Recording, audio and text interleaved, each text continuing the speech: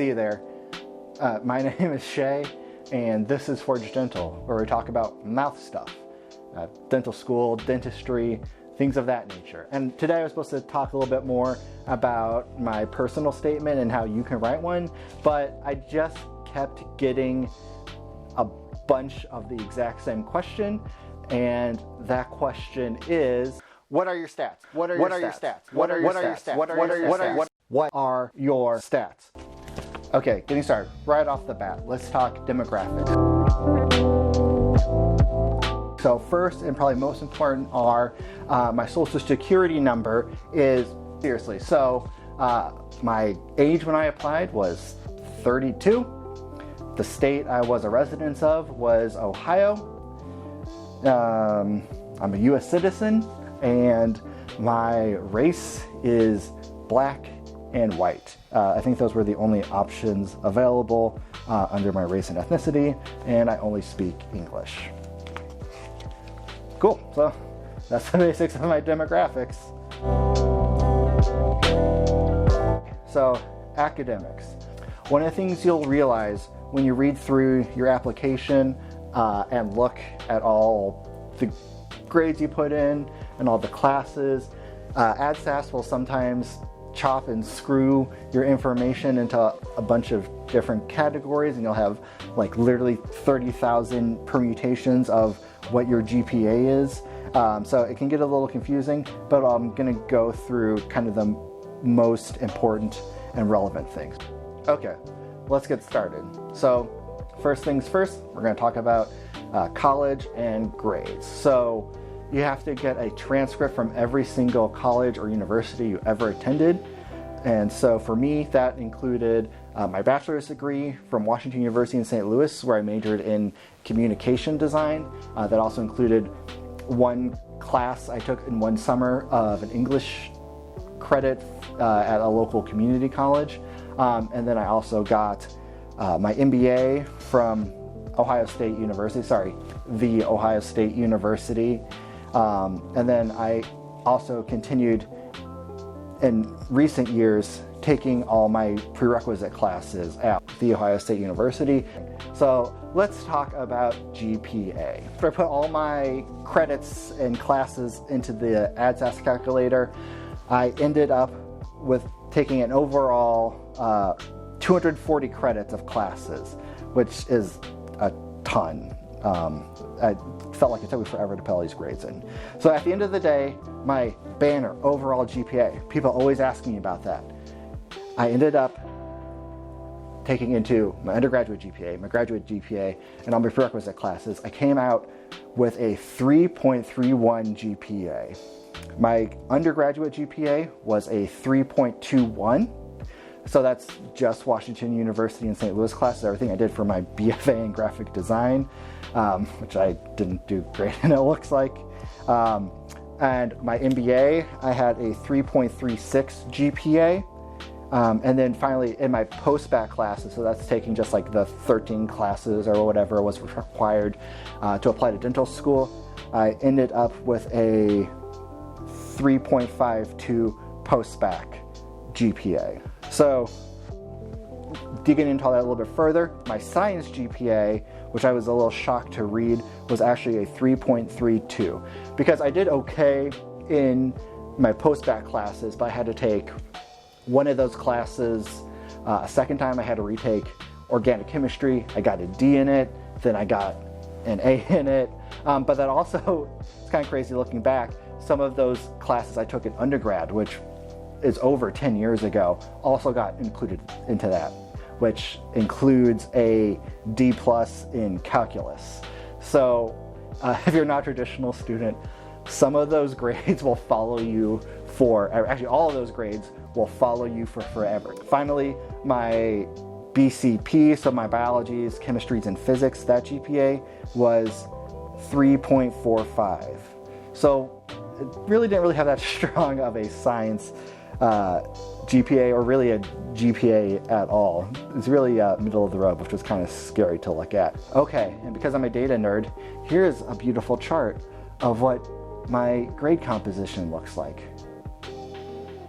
Okay, and here's a beautiful chart of what my GPA looks like over the years, what I got for each semester and what the cumulative GPA was. Great. Now let's talk about my DAT scores. So I think I did pretty well on my DAT, which helped offset what I don't think was that strong of a GPA. So overall, I got a 22 academic average and a 21 total science. That total science was made up of organic chemistry, where I got a 23, general chemistry, where I got a 22, and bio, where I got a 19. I had a 25 reading comprehension, a 22 quantitative reasoning, which was super shocking, and a 23 PAT, which I was a little bit disappointed in. I was also really disappointed in that 19 bio, but you know what? Doesn't matter. I did well enough on that to offset my average GPA, and that's all that matters. We're going to talk about experiences. How many volunteer hours do you need? How many dental experiences do you need? Really, I don't think it matters. I think people focus too much on quantity of their experiences as opposed to the quality of their experiences. The advice I always give is, which is more impressive? A person who, dental school applications usually open in June, did 150 hours of volunteering in April, the month before dental school applications open, or the person who did 150 hours doing 1 hour a week of volunteering over 2 or 3 years. Which one of those do you think people are interested? Again, it's quality over quantity. I only say that because I have a huge quantity of some of these experiences and hours, but all these experiences go back from the day I started college, those 4 years, 2 years in grad school, 5, 6, 7, I can't remember how many years I worked, and then 4 more years of working and doing my post-bac. So all of these numbers encompass about 15 years. So if you're someone who's only been in college for 4 years and you have 50 pages of experiences, that's fine and all, but make sure that they were actually real experiences and you're not just trying to drum up your numbers, because people can tell when you're being inauthentic. So let's take a look at some of my experiences. So for dental experiences, I had only about 146 hours of shadowing, but that was over about 3 years. It was really hard for me to get shadowing hours because I took classes at night and I worked during the day, so I really could only find dentists who were open maybe on Saturdays once a month and ask them to shadow.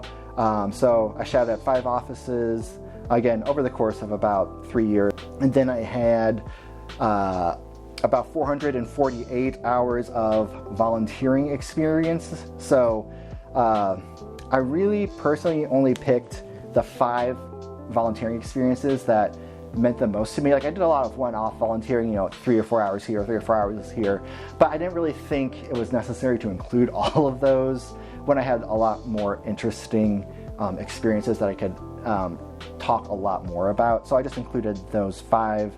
Some of them included working at a food bank, things I did for a bone marrow registry, mentoring I did for some high school students, things like that I did over a long period of time. Leadership experiences, I had also 5 of those. So I was a leader in 2 organizations when I was in undergrad. I was a leader in 2 organizations when I was in grad school, and I was also a leader in a dental organization when I was doing my prereqs. So those were about 375 hours. I didn't really mean to put 5 for all of these. I think they just turned out that way. So employment is where I had a ton of hours because I've been working for a really long time. I had 26,144 employment hours that I put on my application. A lot of those were full-time jobs. I was working 40, 50 hours a week for 52 weeks a year. So that's where a bulk of my experience hours came from. I had 5 jobs I put down. I think some of the most meaningful ones that I wanted to talk a lot about: Running Pursuit, which was a menswear store that we started in graduate school. At the time I was a math professor at a college. Some of my current marketing communications work. Okay, and finally, awards and honors.